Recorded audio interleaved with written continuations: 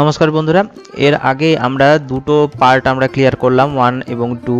দুটো পার্টের পরে আজকে 3 নম্বর পার্ট টার্মিনালের বেসিক কমান্ড সম্পর্কে এবং শেষ পার্ট। আজকে ভিডিওটা একটু লম্বা হবে, ধৈর্য সহকারে দেখবেন।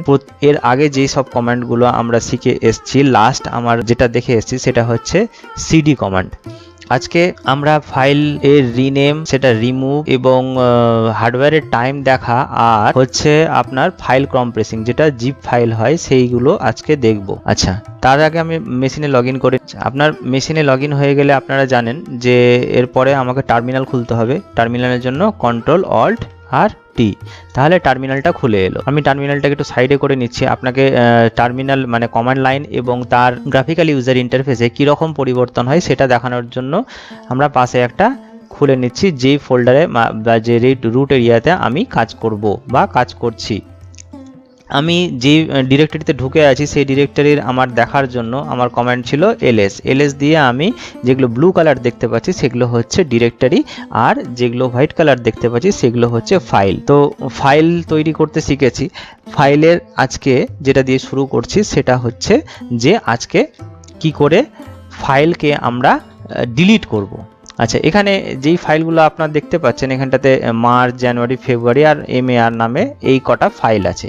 এখান থেকে আমি APR এই ফাইলটাকে আমি মুছে দিতে চাইছি। আমি যদি গ্রাফিক্যালি দেখি তাহলে আমরা এখানটাতে দেখতে পাচ্ছি যে APR নামে একটা ফাইল আছে। এই ফাইলটাকে মুছার জন্য আমার যেটা কমান্ড হচ্ছে সেটা হচ্ছে RM কমান্ড। RM, তারপরে আমি APRটাকে মুছতে চাইছি। APR মানে আমি ডিলিট করতে চাইছি। তাহলে আমি APR দিলাম, দিয়ে আমি প্রেস করলাম। এখান থেকে দেখুন, এবার আমি ls কমান্ড দিয়ে দেখে নিচ্ছি। এখানে হচ্ছে jan feb march আছে, APRটা নাই। আপনি গ্রাফিক্যাল ইউজার ইন্টারফেসেও এখানটাতে দেখতে পাচ্ছেন যে এখানটাতে APRটা নাই, মানে এইভাবে করলে ডিলিট করা যায়। আচ্ছা, এরপরে যদি আমি কোনো ডিরেক্টরিকে ডিলিট করতে চাই, সেটার জন্য আমরা কি করব? কোনো যদি ডিরেক্টরি বা ফোল্ডার যেটাকে ডিলিট করতে চাই, সেটার জন্য আমাদের কমান্ড হচ্ছে rm -r, তারপরে যে ফোল্ডার বা ডিরেক্টরিকে আপনি ডিলিট করতে চান। আমি একটা সান নামে একটা ডিরেক্টরি এখানে দেখতে পাচ্ছি। এই সান নামে যে ডিরেক্টরিটা আছে সেটাকে আমি ডিলিট করব। তাহলে rm -r আর sun আমি ডিরেক্টরিটার নাম দিলাম। আমি নাম দিলেই দেখুন এখানটা থেকে sun সানটা নাই হয়ে গেছে। আমি ls কমান্ড দিয়ে দেখে নিচ্ছি, এখানটাতে আমি দেখতে পাচ্ছি না কোথাও। আমার এখানেও আমি যে গ্রাফিকে আমি দেখতে পাচ্ছিলাম, এখানটাতেও কিন্তু সেটা নাই হয়ে গেছে। এরপরে আমি দেখব একটা ফাইলকে আরেকটা ফাইলের মধ্যে কপি করা। তাহলে একই সেম যদি ফাইলকে কপি করতে হয়, তাহলে সেটার জন্য আমাদের কমান্ড হচ্ছে সিপি। আমি সিপি লিখলাম। আমি এই জ্যান যেটা আছে, জ্যানটাকে আমি DEC নামে একটা ফাইল আমি সেম কপি করতে চাইছি। তাহলে আমি এটাকে জ্যান লিখলাম, DEC ডিস এটা লিখলাম। তাহলে এই জ্যানের সঙ্গে আমার একটা ডিস তৈরি হয়ে গেছে। তো জ্যানের মধ্যে যা লেখা আছে, আমি যদি ডবল ক্লিক করে দেখি, এখানটাতে যা লেখা আছে ডিসের মধ্যেও কিন্তু সেম লেখাটাই আমি দেখতে পাচ্ছি। আমি এখান থেকে তাহলে এটাকে আমি কপি করতে পারলাম। এবার আমার দরকার হলো যে, আমি তো এটা গ্রাফিক্সে দেখছি, এবার আমার দরকার হলো যে এই ডিস ফাইলটাকে এই dir1 dir2 dir3 এর ভিতরে এইখানটাতে এসে আমার পেস্ট হবে, মানে একটা কপি হবে। তাহলে সেটাকে আমি কি করে করব? তাহলে আমাকে প্রপার পাথ দিয়ে সেটাকে যেতে হবে। তো আমি কি করব? আমি প্রথমে করছি সিপি। আমি কোন ফাইলটাকে কপি করব? আমি জ্যান ফাইলটাকে কপি করব। কোথায় কপি করব? আমাকে ডিরেক্টরি 1, ডিরেক্টরি 2 আর ডিরেক্টরি 3 এর ভিতরে গিয়ে সেটা যেন পেস্ট হয়, সেটার একটা প্রতিলিপি তৈরি হয়। তাহলে আমাকে সেই পাথটা দিয়ে দিতে হবে। আমার dir1/dir2/dir3, তাহলে আমার ডিরেক্টরিগুলো dir1, dir2, dir3 নামে দিয়েছি। এবার আমি এটাকে এন্টার করছি। যখনই আমি এন্টার করলাম, আপনি দেখুন আমি dir3 এর ভিতরে আছি। এখানটাতে কিন্তু সেই যে ফাইলটা আমার কপি হয়ে এখানটাতে পেস্ট হয়ে গেছে। তার মানে আমি সঠিক পাথ যেটা দিয়েছি সেই পাথ অনুযায়ী সেই ফাইলটাকে কপি করে নিল। তাহলে কপি এটাকে কি করলাম? আমি সিপি করলাম। আচ্ছা, এটা হলো একটা ফাইলকে আমি ডিরেক্টরি বা তার সাব ডিরেক্টরির ভিতরে আমি কপি করছি। এরপরে আমি দেখব, আমি যদি মাল্টিপল ফাইলকে কপি করতে চাই তাহলে কি করব? আমার মনে করো যে মার্চ, ফেব আর ডিসেম্বর এই যে এটা আছে, এই সবটিকে আমি একসাথে কপি করতে চাই। একসাথে কপি করতে গেলে আমাকে সিপি কমান্ডটা ইউজ করব। তারপরে আমি যেটা ইউজ করব FEB আমার ফাইলের নাম আছে, MAR আমার একটা ফাইলের নাম আছে, আর DEC নামে একটা ফাইল নাম আছে। এই ফাইলটাকে আমি কপি করব। কোথায় কপি করব? এবার আমি এই তিনটা ফাইলকে আমি চাইছি যে dir1 যেটা আছে না, dir1 যেটা আছে এইটার মধ্যে আমি কপি করতে চাইছি। তাহলে এই তিনটা ফাইলের নাম দিলাম, তারপরে আমি dir1 এইটার মধ্যে আমি কপি করতে চাইছি, আমি এন্টার প্রেস করব। তাহলে আমি dir1 এর ভিতরে গিয়ে দেখে নিই যে এই তিনটা ফাইল আমার হয়ে গেছে এখানটাতে কপি। তাহলে মাল্টিপল ফাইলকে আমি একটা কোনো ডিরেক্টরির মধ্যে কপি করতে পারি। এরপরে চলে আসে রিনেম করা। এবার আমি এই DEC যেটা আছে এটাকে আমি MAY আমি রিনেম করতে চাইছি। তাহলে রিনেম করার জন্য কমান্ড হচ্ছে আমাদের MV।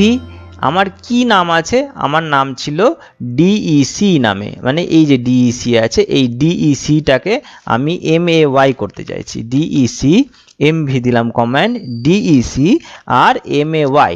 আমি যদি এবার ক্লিক করি তাহলে সেই DECটা আমার MAY এ কনভার্ট হয়ে গেছে। এখানটাতে আর DEC নাই। LS দিয়ে দেখে নিই, এখানটাতে LS দিয়ে দেখে নিই, এখানটাতে আর DEC নামে আমার কোনো ফাইল নেই। তাহলে এইভাবে করেও আমি ডিরেক্টরির যদি কোনো নাম চেঞ্জ করতে চাই সেম ভাবে আমার করতে চাইবো। আমি এই যে এখানটাতে মুন নামে একটা ডিরেক্টরি আছে সেটাকে আমি সান নামে করতে চাই। তাহলে আমি কি করব? তাহলেও আমি সেই কমান্ডটা ইউজ করব MV। আমি কোনটাকে চেঞ্জ করতে চাইছি? MOON মুন, এটাকে আমি কি করতে চাইছি? সান। আপনি এখানে দেখতে পাচ্ছেন মুন নামে সিলেকশন করে রেখেছি আমি যাতে দেখা যায় একবারে। এবার আমি এন্টার প্রেস করছি। এই মুন নামে আর নেই, মুন 1 2 আছে, এই যে সান নামে কনভার্ট হয়ে গেছে। তাহলে যেটা মুন ছিল সেটা সানে কনভার্ট হয়ে গেছে। একটা ফাইল একটা ইসের মধ্যে মানে ডিরেক্টরির মধ্যে চেঞ্জ মানে এটা কাট পেস্ট হয়ে যাক, মুভ করে যাক। আগেরটা ছিল কপি পেস্ট, এটা কাট পেস্ট হয়ে যাক। এই কাট পেস্ট আমি MAY যেটা আছে সেটা আমি সানের ভিতরে আমি নিয়ে যেতে চাইছি। এখানে দেখুন সানে কিছু আছে, সানে কিছু নেই। তাহলে আমি এই সানের মধ্যে যদি আমি নিয়ে যেতে চাই তাহলে সেটার জন্য আমার কমান্ড মানে যেটাকে আমরা কাট পেস্ট নামে চিনি সেইটাকে কি করে করব? তাহলে MV আমি কি নিয়ে যেতে চাইছি? MAY এটাকে নিয়ে যেতে চাইছি। কোথায় নিয়ে যেতে চাইছি? আমি সান এর ভিতরে নিয়ে যেতে চাইছি। তাহলে আমি যদি এন্টার প্রেস করি তাহলে এখান থেকে কাট হয়ে গেছে। এখান থেকে কাট হয়ে কোথায় চলে এসছে? আমার মুনের ভিতরে চলে এসছে। তাহলে বোঝা গেল যে আমার MAY যেটা আছে সেটা আমার এখানটাতে মুনের ভিতরে চলে এসছে। তাহলে MV কমান্ডটা আমরা দেখলাম। আচ্ছা, এরপরে আমি দেখব যে হার্ডওয়্যারের যে টাইমটা আছে সেই টাইমটাকে কি করে দেখতে পাবো। এখানে ডেট, সিম্পলি ডেট কথাটা লিখতে হবে। ডেট লিখলেই আমার এখানটাতে আজকে কত তারিখ এবং কটা বাজছে আমার হার্ডওয়্যারের টাইম অনুযায়ী সেটা আমাকে দেখিয়ে দিচ্ছে। আচ্ছা, এরপরে নেক্সট আসছি আমরা জিপ ফাইল করা, মানে কোনো অনেকগুলো ফাইলকে আমরা আর্কাইভ ফাইল দেখেছি, রার ফাইল দেখেছি, জিপ ফাইল চিনি। সেইভাবে করে আমাদের ওই লিনাক্সে কিন্তু যেটা প্রচলিত আছে সেটা হচ্ছে টার্বল বা টিজেড দেখেছেন, জিএড দেখেছেন, টার দেখেছেন, এই সব ফাইলগুলো আমরা আর্কাইভ হিসাবে করতে পারি। তাহলে সেগুলোকে আমরা কি করে ক্রিয়েট করব এখানটাতে আমরা দেখব। আচ্ছা, তো এখানটাতে আমি দেখতে পাচ্ছি যে jan feb march এইটা নিয়ে আমি একটা আর্কাইভ ফাইল তৈরি করতে চাইছি। তো এই আর্কাইভ ফাইলটাকে তৈরি করার জন্য যে কমান্ডটা আমরা ইউজ করব সেটার জন্য হচ্ছে tar -cvf। তারপরে আমি কোনটাকে সরি কি নামে আমি টার ফাইলটা তৈরি করব। তাহলে আমি যেখানে দিয়েছি লিখে দিচ্ছি test, টেস্ট নামে আমি একটা টার ফাইল তৈরি করে যাচ্ছি। তারপরে .tar, এটা হলো কমান্ড লাইন। এরপরে এর ভিতরে কি কি থাকবে সেটাকে আমাকে ডিনোট করতে হবে। এর ভিতরে কি থাকবে? এর ভিতরে থাকবে jan আর feb, এই দুটাকে আমি রাখতে চাইছি। তাহলে jan আর feb এই দুটা জিনিসটা আমার এই টারের মধ্যে থাকবে। তাহলে এবার আমি যদি এন্টার প্রেস করি তাহলে দেখুন test.tar এইটা হয়ে গেছে। এগুলো তো কনস্ট্যান্ট আছেই, কিন্তু এর ভিতরে একটা আর্কাইভ ফাইল তৈরি হয়ে গেছে। এখানটাতে আমি যদি দেখি যে jan আর feb একটা আর্কাইভ ফাইল তৈরি হয়ে গেছে। আমি যদি এটা আমরা দেখতে পেলাম এটার মধ্যে, এবার আমি এই ফাইলটাকে নিয়ে গিয়ে কোথাও জিপ ফাইলটাকে এক্সট্র্যাক্ট করতে পারি। আমি এখানটাতে বোঝার সুবিধার্থে আমি অরিজিনাল ফাইল দুটোকে ডিলিট করে দিচ্ছি। এবার এই যে test.tar আছে এর ভিতর থেকে আমি সরি এর ভিতরে কি আছে আমি দেখতে চাই, তাহলে আমাকে সেই কমান্ডটা ইউজ করতে হবে। আমি জানি না এর ভিতরে কি আছে, আমি তো দেখলাম এখন যে এটাকে ফেব্রুয়ারি যেহেতু করেছি, আমি মনে করেন যে কোনো টার ফাইল নামালাম, আমরা দেখতে চাই যে এর ভিতরে কি আছে, আমি কমান্ড প্রম্পটের মাধ্যমে। তাহলে কমান্ড প্রম্পটের মাধ্যমে আমাকে যদি দেখতে হয় সেটার জন্য tar মাইনাস tvf আর আমার এখানটাতে কি নাম আছে টেস্ট ডট tar। এটার ভিতরে যদি আমি দেখতে চাই তাহলে আমি দেখতে পাচ্ছি যে এর ভিতরে দুটো ফাইল আছে, যেটা কটার সময় তৈরি হয়েছে সেটাও লেখা আছে। তাহলে আমরা দেখতে পাচ্ছি এর ভিতরে দুটো ফাইল আছে এবং কটার সময় তার তথ্যটা আমরা এখানটাতে দেখতে পাচ্ছি। এরপরে আমি এই টার ফাইলটাকে এক্সট্র্যাক্ট করব। আপনারা জানেন এটার উপরে যদি আমি রাইট ক্লিক করি, এখানটাতে দেখুন ওপেন ম্যানেজার আছে, এক্সট্র্যাক্ট ফাইল লেখা আছে, হ্যাঁ এক্সট্র্যাক্ট টু। তো এই এক্সট্র্যাক্টটা তো আমি গ্রাফিক্যালে আমি যদি কমান্ড লাইনের মাধ্যমে আমি এটাকে এক্সট্র্যাক্ট করতে চাই, সেটার জন্য আমার কমান্ড হচ্ছে tar মাইনাস xvf স্পেস আমার কি নামে আছে টেস্ট ডট tar। আমি যদি এন্টার প্রেস করি তাহলে এই যে টেস্ট ডট টারের মধ্যে যা ছিল, এখানে জ্যান আর ফেব ছিল, এটা কিন্তু আমার বাইরে চলে এসেছে। তাহলে এইভাবে করে এটাকে এক্সট্র্যাক্ট করা যায়। তো মোটামুটি টার্মিনাল সম্পর্কে বেসিক কমান্ড লাইনগুলো আপনাদের জানা হলো। এরপরে নেক্সট ভিডিওতে আমি টার্টেল নিয়ে আলোচনা করব। আর টার্মিনালের পর্ব এখন এই পর্যন্ত শেষ করছি। আজকের জন্য ধন্যবাদ।